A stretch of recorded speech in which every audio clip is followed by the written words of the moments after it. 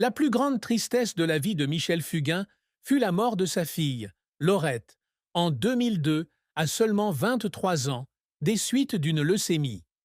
Père dévoué, Michel espérait un avenir radieux pour sa cadette, qui partageait son dynamisme et sa passion pour l'art.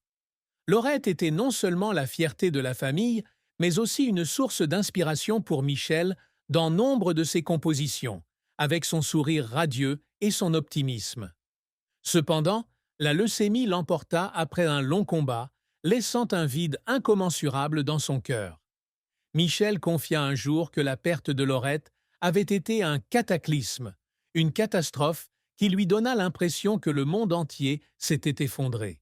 Il sombra dans une profonde dépression, se retira des projecteurs et s'installa à l'île Rousse, en Corse, où il tenta de trouver du réconfort dans le silence de la nature. Cette douleur devint encore plus profonde lorsqu'il réalisa que rien ne pouvait apaiser le sentiment d'impuissance qu'il éprouvait face au départ de sa fille.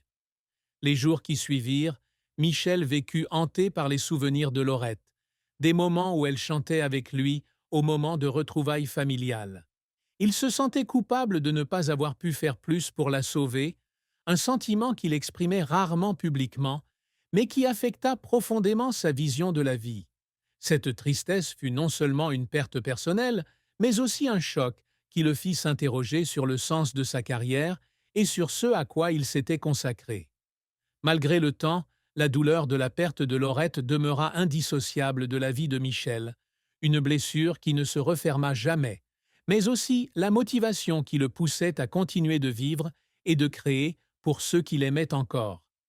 La carrière de Michel Fugain fut un long parcours jalonné de succès éclatants, d'échecs douloureux et de moments d'effort qui le firent pleurer.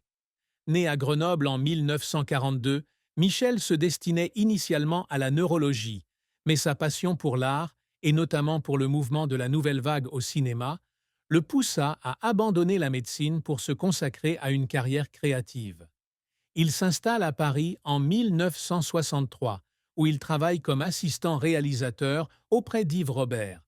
Mais une rencontre décisive avec Michel Sardou bouleverse sa vie.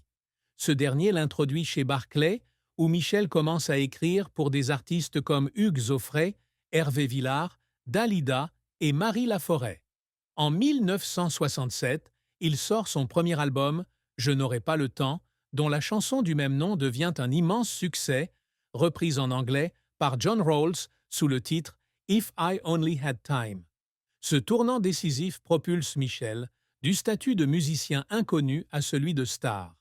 En 1972, il fonde le Big Bazar, un groupe de 11 musiciens, chanteurs et danseurs, inspirés par l'esprit hippie et libre de l'après-1968. Le Big Bazar fait sensation avec des tubes comme Fait comme l'oiseau, Une belle histoire, La fête et Attention, mesdames et messieurs, qui propulsent Michel au sommet de sa gloire. Ces chansons étaient non seulement emblématiques des années 1970, mais reflétaient aussi l'optimisme et la communauté qu'il souhaitait diffuser. En 1977, il organisa l'événement Juin dans la rue, au Havre, qui réunit 800 artistes et 50 000 spectateurs, un immense succès culturel. Il fonda ensuite la compagnie Michel Fugain, poursuivant son œuvre musicale dans le style de la commedia dell'arte. En 1988, il revint avec l'album Des rêves et du vent, avec le tube Viva la vida, vendu à plus de 100 000 exemplaires, confirmant sa renommée. En 2013, il lança le projet Pluribus, un groupe de jeunes artistes, donnant un nouveau souffle à ses chansons, anciennes et nouvelles. L'album La vie, l'amour, etc., en 2024 et la tournée du même nom en 2025 montrèrent que Michel, à 83 ans, continuait de créer. Cependant, la carrière de Michel ne fut pas exempte de revers et de difficultés. À la fin des années 1960, à ses débuts, il peina à s'imposer comme artiste solo. Des singles comme Un pas devant l'autre et Prends ta guitare étaient de bonne qualité, mais ne trouvèrent pas d'écho, le faisant douter de son talent. Le Big Bazar, malgré son grand succès, connut des difficultés lorsque le mouvement hippie commença à perdre de son attrait à la fin des années 70, avec l'essor du punk et l'absence d'avenir. Michel se sentit dépaysé face à un public qui se détournait des valeurs communautaires qu'il avait défendues. La dissolution du Big Bazar en 1976 fut une décision difficile, le laissant en pleurs la nuit, avec le sentiment d'avoir perdu une partie de son âme. La compagnie Michel Fugain, bien qu'innovante, ne parvint pas à retrouver l'aura du Big Bazar, et il fut critiqué pour répétition. En 1979, il ouvrit une école de théâtre musical à Nice, mais le projet ne dura que 3 ans, faute de financement et d'intérêt du public. Dans les années 1980, il traverse une période de crise. Des albums comme des albums Capharnaüm ne rencontrent pas le succès escompté, le laissant dans l'oubli. La mort de Laurette en 2002 est le coup le plus dur, le mettant en pause pendant près de 3 ans. Il pleure en studio en essayant de terminer l'album Bravo et Merci, 2007, car chaque note lui rappelle sa fille. Malgré cela, Michel tente toujours de surmonter cette épreuve, de son retour sur scène avec Pluribus à la création de Causeries musicales, un programme d'échange intime avec le public. Ses larmes ne sont pas seulement l'expression de sa douleur, mais aussi le témoignage de sa persévérance et de son amour intense pour la musique.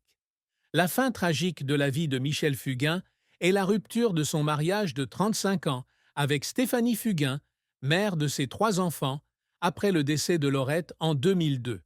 Le mariage de Michel et Stéphanie fut une belle histoire, marquée par des années passées à fonder une famille et à soutenir sa carrière. Cependant, la mort de Laurette a créé un fossé irréparable.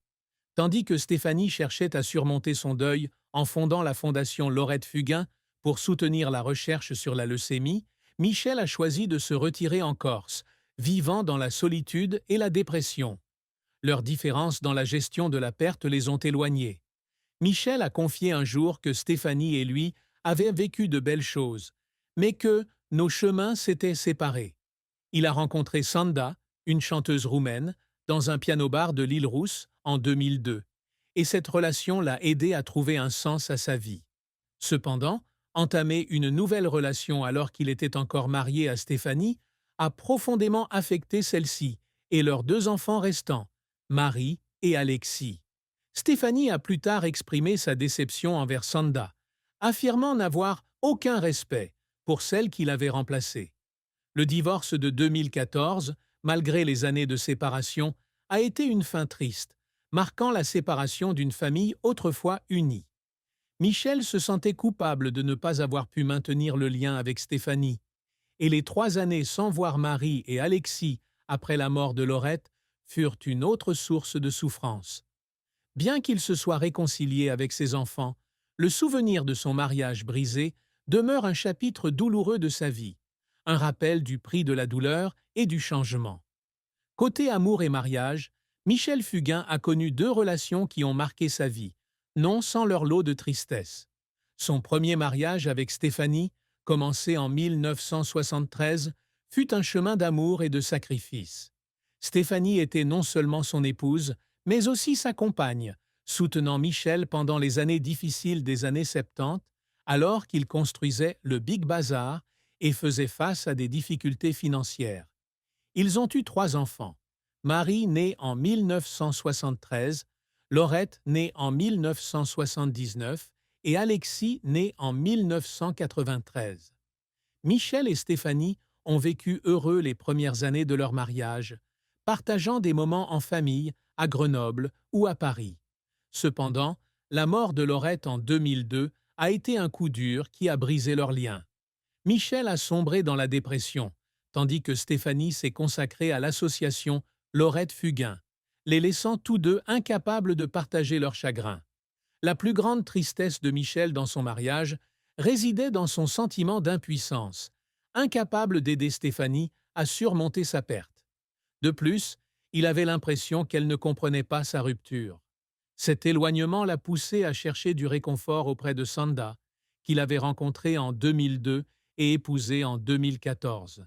Cette relation avec Sanda lui a apporté joie et motivation pour se remettre à la musique, mais elle a aussi eu des conséquences néfastes sur Stéphanie et ses enfants. Marie et Alexis, et surtout Alexis, se sont sentis abandonnés lorsque Michel ne les a pas contactés pendant 3 ans. Bien qu'il se soit réconcilié avec ses enfants, la tristesse de la rupture familiale le hantait toujours.